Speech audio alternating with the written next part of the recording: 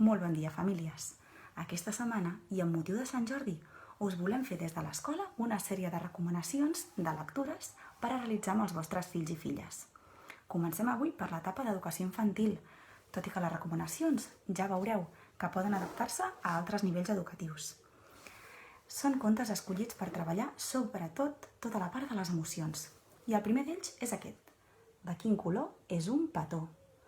La protagonista vol dibuixar un petó, però no sap de quin color són els petons, així que farà tot el possible per esbrinar-ho.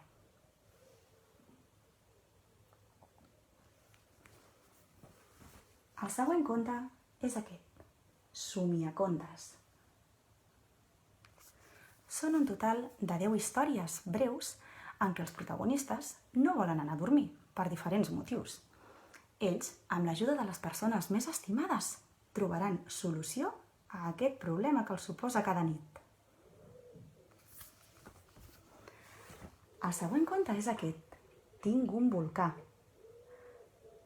La protagonista, molt sovint, nota que té un volcà dins seu i, a través d'una sèrie d'ajudes, com ara la respiració, troba la manera d'identificar aquest volcà que tan sovint sorgeix dins nostre.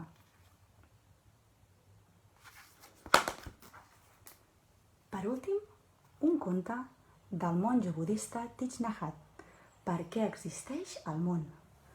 El monjo budista respon a preguntes que els infants li fan, preguntes sobre la vida, sobre els conflictes, sobre les emocions, sobre la naturalesa, i aquest monjo, de forma breu i profunda, els dona respostes. Que tingueu un feliç Sant Jordi. Una abraçada!